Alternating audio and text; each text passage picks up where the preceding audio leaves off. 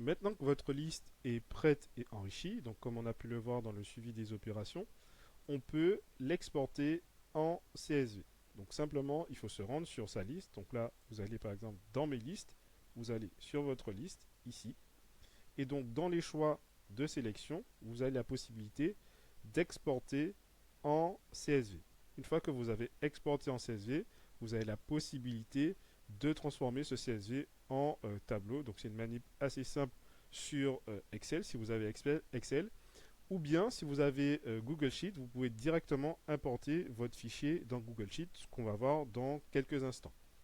Mais avant de vous montrer ça, il faut que je vous montre le paramétrage du CSV. Puisqu'en fait, sur Faro, vous pouvez paramétrer l'ensemble des champs qui se trouvent sur votre CSV. Et donc, directement, vous pouvez le paramétrer ici, modifier le paramétrage. Et donc, vous avez déjà des paramètres de base. Hein. Donc, par exemple, utiliser le nom de la liste Faro ou ne pas l'utiliser. Donc, en général, je vous recommande de l'utiliser. Vous aurez d'autres valeurs. Et surtout, moi, ce que je vous invite à faire, c'est d'aller regarder dans Avancé. Donc, dans Avancé, vous avez différents types de champs, donc, dont des champs inédits à Faro, hein, donc niveau hiérarchique. Vous avez sur le contact le type d'email. Donc, moi, je vous recommande d'utiliser le type d'email Faro et surtout la case email Faro si vous ne l'avez pas activé. Ça, c'est très important. Et une fois que vous avez donc effectué tous vos changements, il faut simplement sauvegarder. Donc, une fois que vous avez sauvegardé, vous pourrez exporter votre fichier. Donc là, par exemple, je retourne sur ma liste et je vais exporter mon fichier ici, tout sélectionné.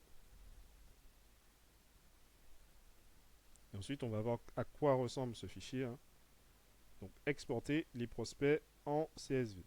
Donc, une fois que j'ai ça, je peux rentrer. Donc là, j'avais déjà ouvert une première fenêtre, mais que je vais vous remontrer.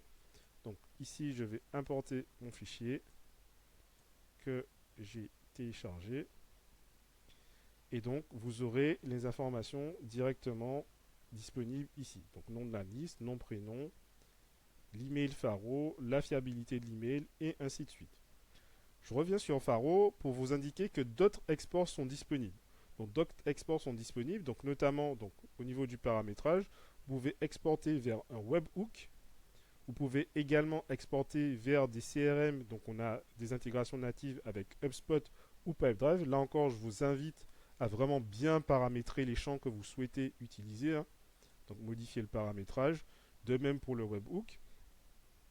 Et enfin, vous pouvez le faire également au niveau des outils de prospection, puisqu'on a l'Emlist et la Growth Machine. Et là encore, vous pouvez paramétrer les différents champs. Donc là, sur ces quelques sujets, je vous invite à consulter notre documentation que vous pouvez trouver ici. Et donc, vous aurez le détail sur les différentes intégrations et les différents outils.